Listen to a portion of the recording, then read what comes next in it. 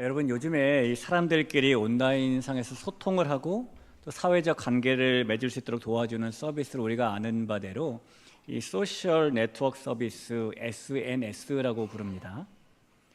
1990년대 중반부터 시작되었던 이 SNS는요, 그동안 인터넷이 많이 발달하고 또 스마트폰이 대중화되면서 이제는 수많은 사람들의 삶 속에 깊이 자리 잡게 되었습니다.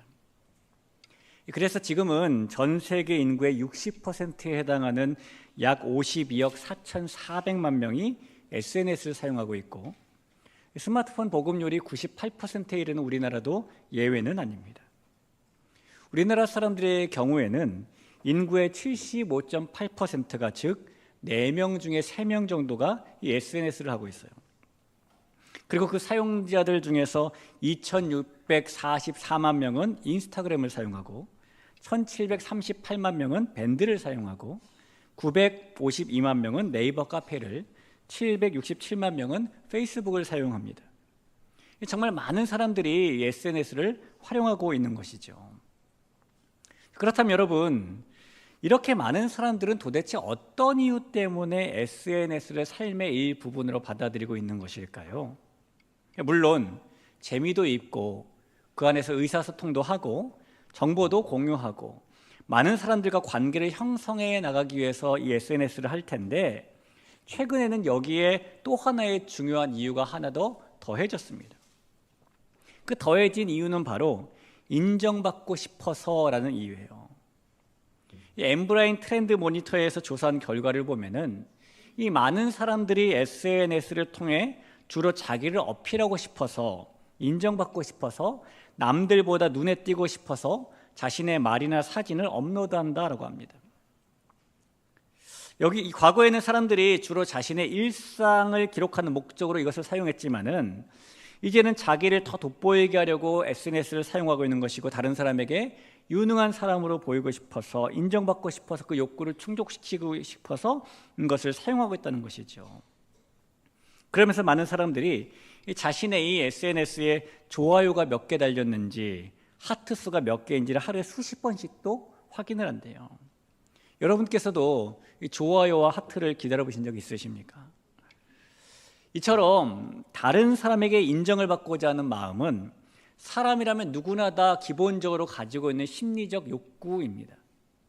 미국의 심리학자인 매슬로우는 사람의 욕구는 5단계가 있다고 말했는데, 그 중에 하나가 존경받고 싶은 욕구, 즉 인정받고 싶은 욕구이기 때문이에요.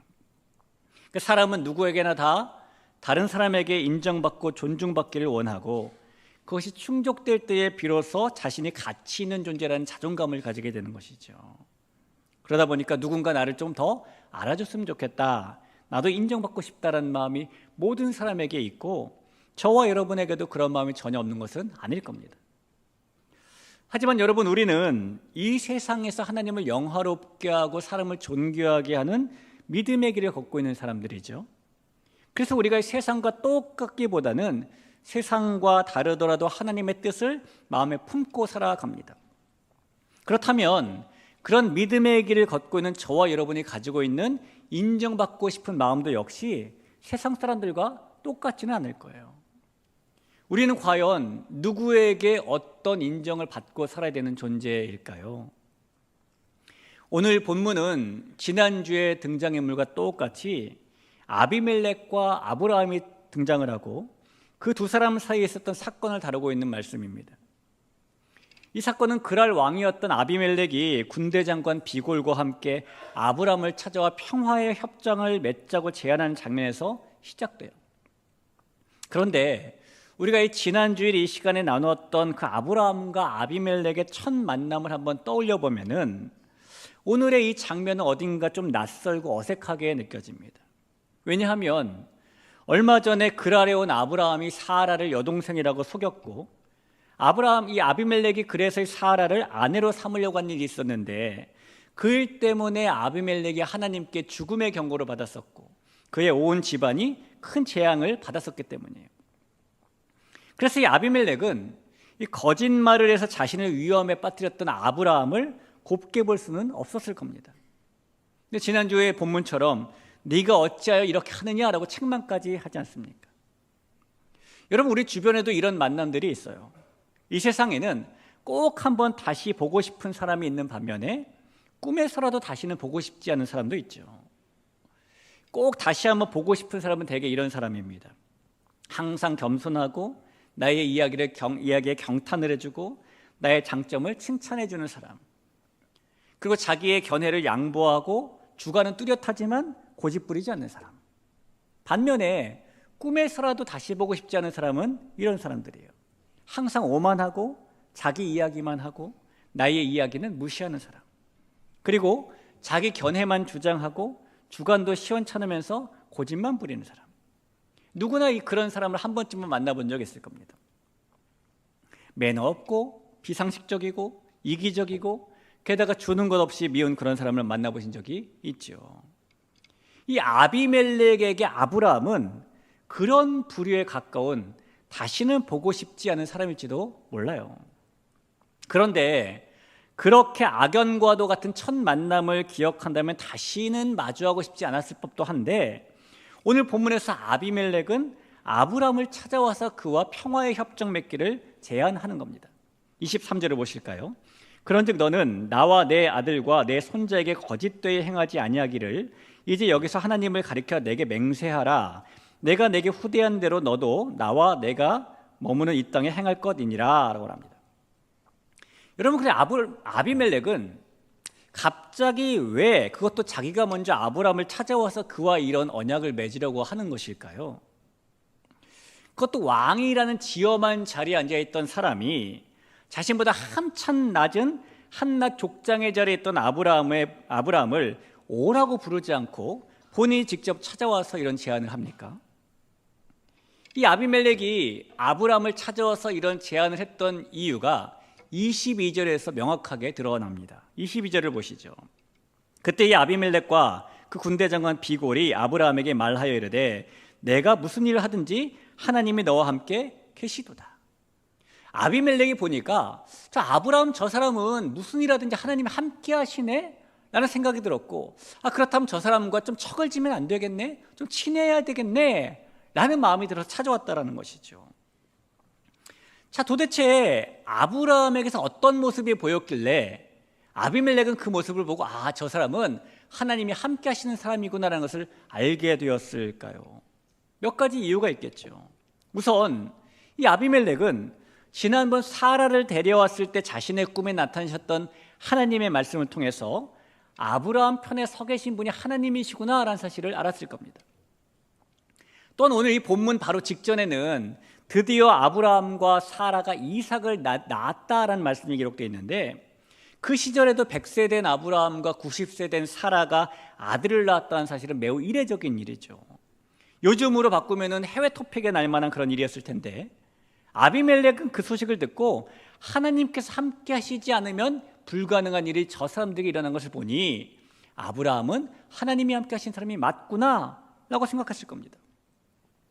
게다가 이미 그가 들어서 알고 있는 바대로 남들은 다 달걀로 바위치기라고 생각했던 그돌라오멜 왕과의 싸움에서 아브라함이 이겼고, 이긴 아브라함이 당연한 권리로 가질 수 있는 싸움의 전리품들을 소돔성에 돌려준 것도 범상치 않아 보였고, 그래서 한편으로는 기억하기 싫은 악연으로 시작된 관계이지만 아비멜렉은 아브라함에게 일어난 그런 일들을 통해서 하나님께서 정말로 저 사람과 함께 하시는구나 하는 사실을 깨달았다는 겁니다. 그리고 아비멜렉은 그 아브라함의 삶 속에서도 그의 방식에서 특별함을 느꼈을 거예요. 아비멜렉에게 이 아브라함은 다른 족장들과는 다르게 항상 하나님께 제단을 쌓고 중요한 일을 결정할 때마다 하나님의 뜻을 묻는 사람으로 보였습니다. 또 분쟁이 생겼을 때에는 자신의 이익보다는 평화를 택한 사람으로 보였어요. 오늘 본문 내용에도 아비멜렉의 종들에게 우물을 빼앗긴 일들이 있었지만은 그때 다투지 않고 자신의 이익을 포기한 장면이 나오죠. 25절입니다. 아비멜렉의 종들이 아브라함의 우물을 빼앗은 일에 관하여 아브라함이 아비멜렉을 책망하매. 그러니 아비멜렉에게 아브라함의 삶의 방향은 다른 사람들과 달라 보였고 하나님의 인도하심을 따라 움직이는 것처럼 보였습니다. 그 모습을 보면서 다시 한번 저 사람은 정말 하나님이 함께 하시는 사람이구나 라는 확신이 생겼어요. 그리고 나니 저 아브라함과는 등을 지면 안 되겠다. 서로 원수가 되면 안 되겠다. 오히려 친하게 지내는 게 나에게 유리하겠다는 생각에 오늘 찾아와서 아브라함과 평화의 조약을 맺자고 하는 겁니다. 자, 성도 여러분, 아비멜렉이 아브라함을 찾아와서 내가 무엇을 하든지 하나님께서 너와 함께 계신다 라고 말한 것은 결코 평범한 일이 아닙니다.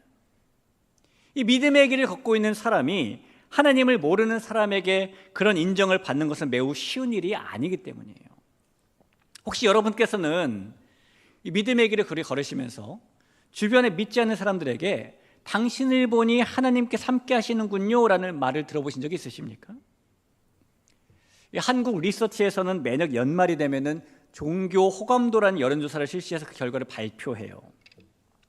작년 12월에도 2024년에 종교 호감도가 발표되었는데 그 결과를 보면은 불교가 51.3점으로 호감도 1등을 차지했고 천주교가 48.6점으로 호감도 2등, 개신교는 35.6점으로 3등을 했습니다. 이 조사에서는 각 종교를 생각할 때 떠오르는 이미지가 무엇인지도 함께 연구가 되었는데 이 사람들은 종교를 떠오를 때에 불교 같은 경우에는 자비, 마음, 스님, 절 이런 단어가 떠오른다라고 대답을 했고요. 천주교 같은 경우에는 마리아, 신부, 평화, 성당 이런 단어가 연상된다고 대답을 했어요. 그런데 개신교의 경우에는 사람들이 믿음, 사랑, 구원, 십자가 이런 단어들도 떠오르지만 사이비, 이기주의 이런 부정적인 단어도 떠오른다고 대답을 합니다. 여러분이 조사 결과에서 가장 충격적인 거는요, 이 불교와 천주교의 경우에는 그 종교들과 전혀 상관없는 비신자들 중에서도 그 종교에 호감을 가지고 있는 사람들이 일정 비율 있었던 반면에 개신교의 경우에는 이 개신교와 상관없는 비신자 가운데 이 개신교에 호감을 가지는 사람들이 거의 없었다는 거예요. 이런 수치만 봐도 우리의 믿음은 안타깝게도 세상에서 인정받는 믿음이기보다는 오히려 지탄과 손가락질을 받는 믿음일 때가 많다는 것이죠. 특별히 저 같은 목사가 사회적인 부정을 저지른다던가 교회가 사회보다 높은 윤리적 기준을 실천하지 않는다던가 기독교 가치가 이 세속적 세상 속에서 대안이 되지 못한다던가 그럴 때 우리의 믿음은 이 세상에서 호감이 되지 않고 비호감이 되어갑니다. 우리가 하나님을 모르는 세상 사람들에게 인정받는 것은 그렇게 힘든 일이에요. 저와 여러분은 이 세상을 살아가면서 믿음의 길을 걸으면서 당신을 보니 하나님께서 계신 것 같아요 이런 말을 들으면서 살아가고 있을까요? 우리의 믿지 않는 직장의 동료들에게, 거래처의 파트너에게, 주변의 동창과 선후배들에게, 같은 지역에 사는 동네 주민에게, 단골 가게 주인에게, 우리 집을 담당해서 찾아오는 택배기사에게 그런 고백을 들어보신 적 있으십니까? 우리는 하나님께서 우리와 함께 하신다는 고백을 스스로 자주 하는 편입니다. 하나님을 인정하고 하나님의 함께 하심에 감사하는 고백은 우리의 믿음에 꼭 필요한 것이고 성도인 우리의 마땅한 고백이지요. 그런데 여러분, 하나님께서 우리와 함께 하신다는 우리의 고백도 매우 중요하고 가치가 있는 것이지만 그보다 더 빛나고 가치 있는 것은 우리의 믿음을 보고 하나님을 인정하는 세상 사람들의 고백이에요. 어떤 면에서는 세상으로부터의 인정, 하나님께서 너와 함께 하신다는 세상 사람들의 그 고백이 이 땅을 살아가는 우리 인생의 목표가 될 정도로 그 일은 더 가치 있는 요소가 분명합니다. 그럼에도 불구하고 여전히 세상 사람들은 우리의 믿음을 잘 인정하지 않아요.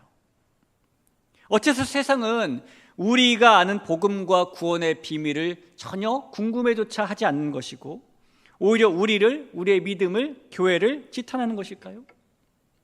하나님께서 우리와 함께 계시지 않아서일까요? 아닙니다. 하나님께서 우리와 함께 계시지 않아서가 아니라 우리가 하나님의 함께 하심을 나타내지 못하고 있기 때문이에요. 우리가 하나님의 뜻을 따라 믿음의 길에 서 있다면 하나님께서 함께 하시는 증거가 자연히 나타날 텐데 우리가 믿음의 길이 아니라 세상과 쉽게 타협하는 길, 세상의 방법과 동화되는 길에 서서 세상과 똑같이 살아가기 때문인 겁니다.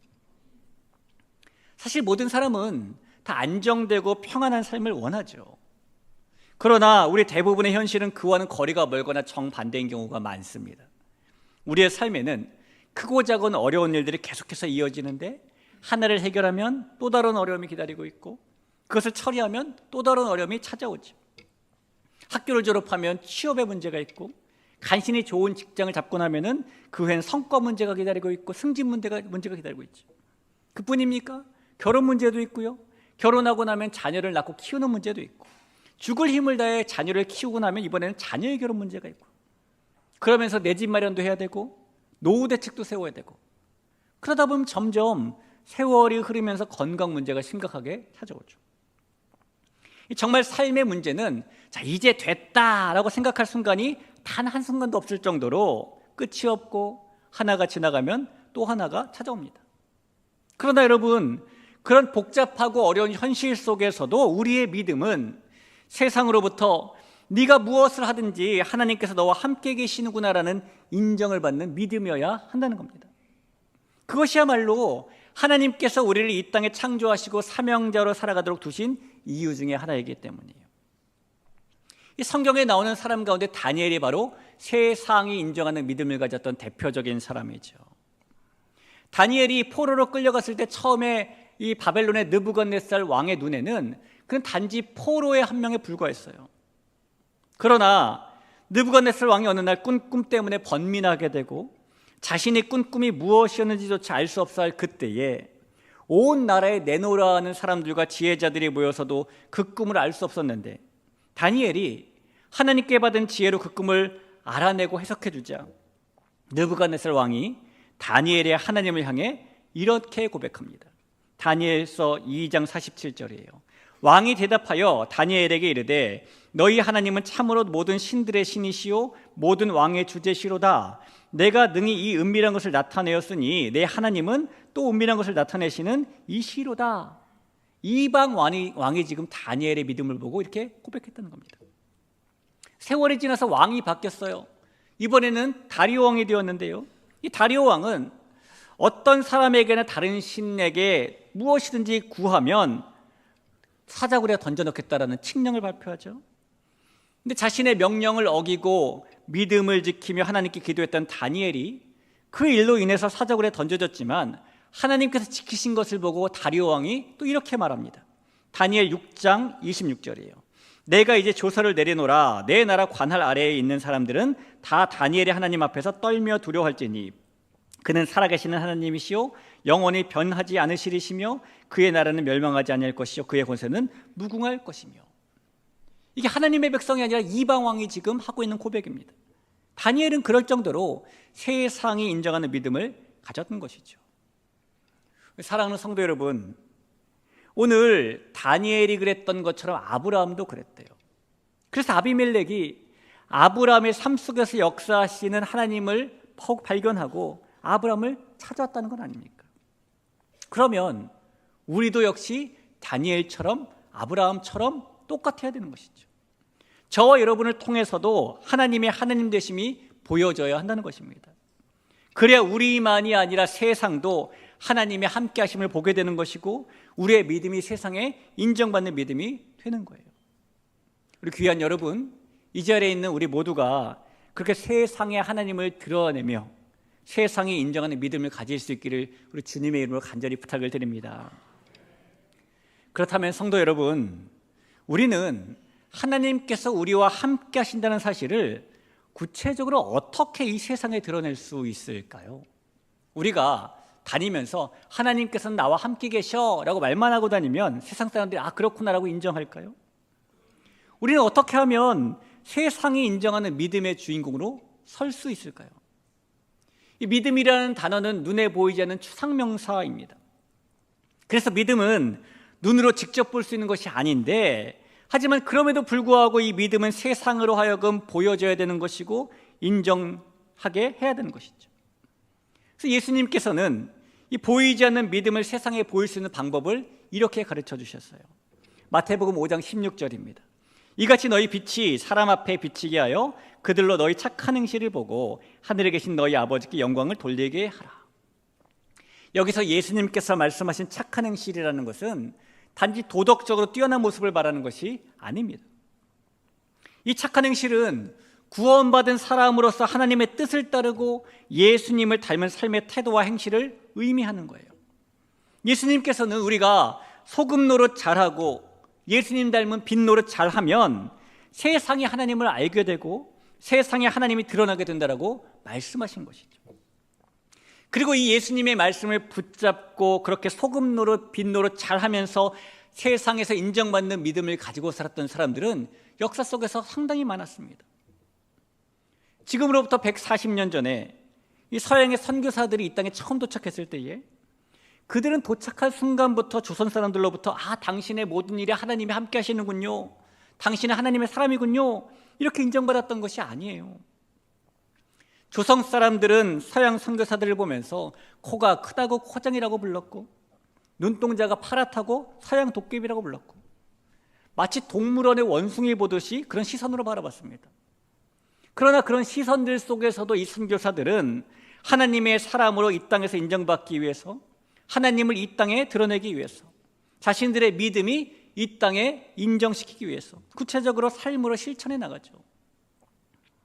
일례로 두 사람 모두 의사였던 윌리엄 홀과 로제타 홀 선교사는 약혼을 한 후에 조선에 와서 1891년에 결혼을 하게 됩니다. 근데 불과 결혼 3년 만에 남편인 윌리엄 홀 선교사가 평양에서 벌어진 청일전쟁 때 다친 군인들을 치료하러 갔다가 전염병에 걸려 죽게 되었어요. 그래서 아내인 로제타 홀 선교사가 남편을 먼저 떠나보내게 되었는데 그때 그녀에게는 3살 된 아들 셔우드 홀이 있었고 뱃속에는 7달째인 둘째가 있었습니다. 그래서 미국에 돌아가서 둘째 딸을 낳게 되는데 딸의 이름이 에디스래.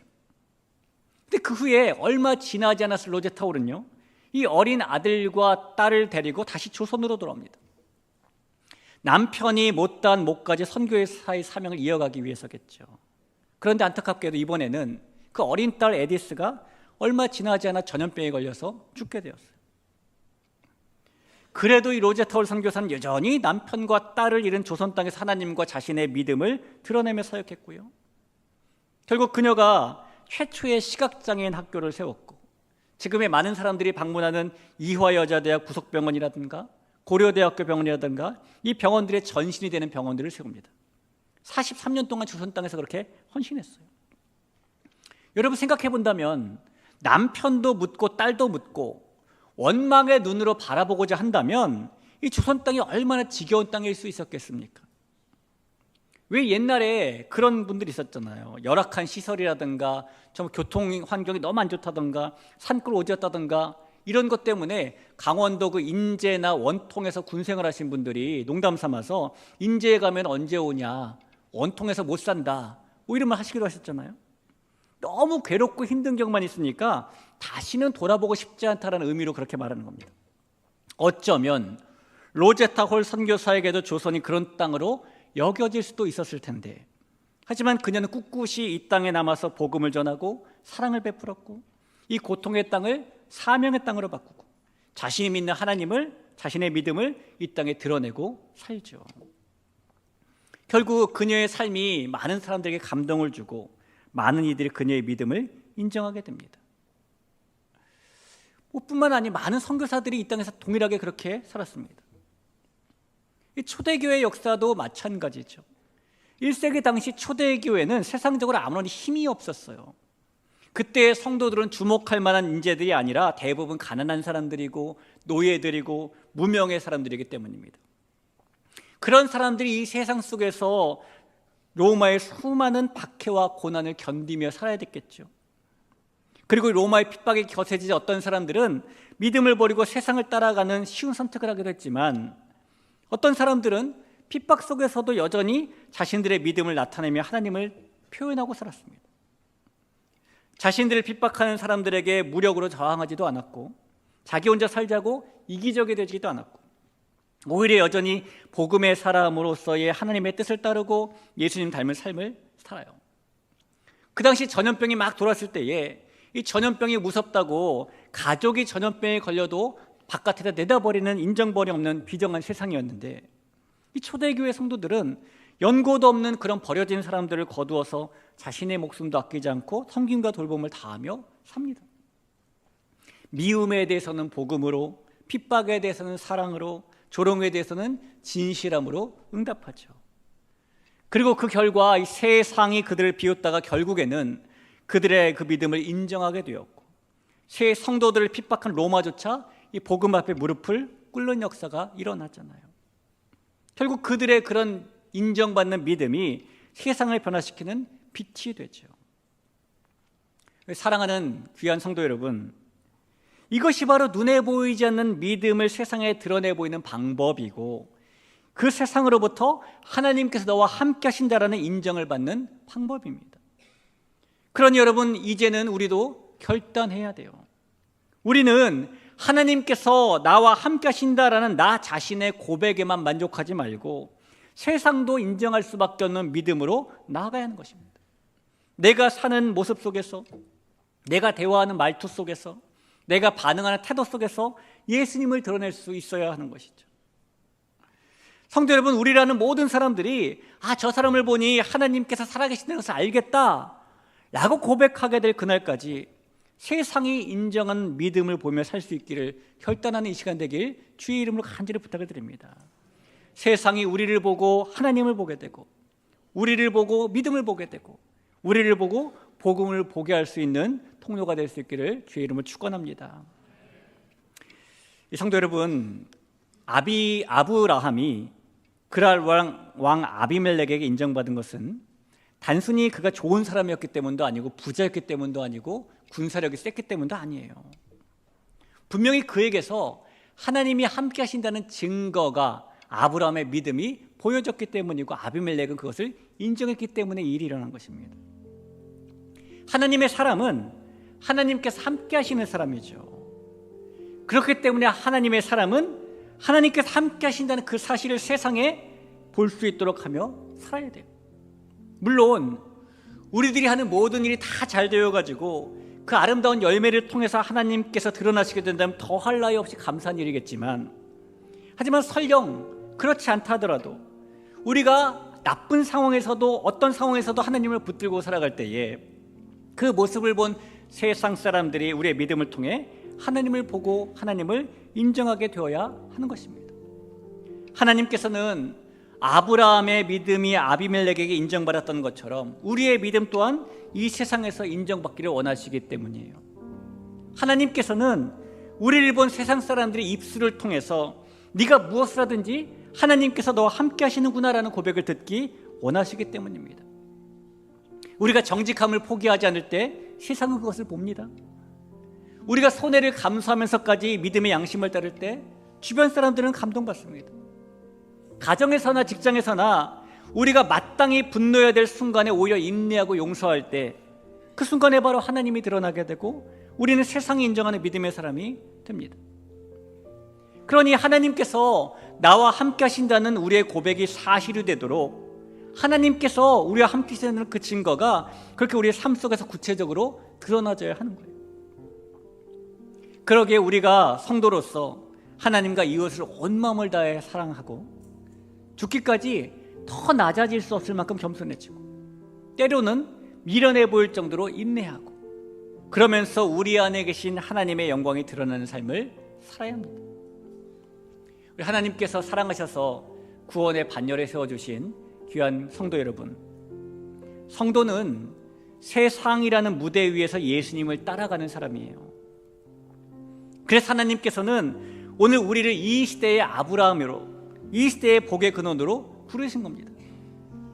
우리가 아브라함처럼 세상이 인정하는 믿음의 사람이 될 때에 이 세상의 복음과 믿음에 선한 영향력을 끼칠 수 있게 되고 물이 바다를 덮는 것 같이 하나님의 영광이 온 땅에 가득하게 만들 수 있게 된다는 사실을 여러분 믿으시기 바랍니다. 그리고 우리의 삶을 통해 그 하나님이 드러나실 수 있게 되기를 간절히 바라요. 하나님께 사랑받는 저 여러분 모두가 이 아브라함처럼 네가 무엇을 하든지 여호와 하나님께서 너와 함께 하시는구나 라는 세상의 인정을 받는 믿음의 주인공 될 수 있기를 주님의 이름으로 간절히 축원하며 부탁드립니다.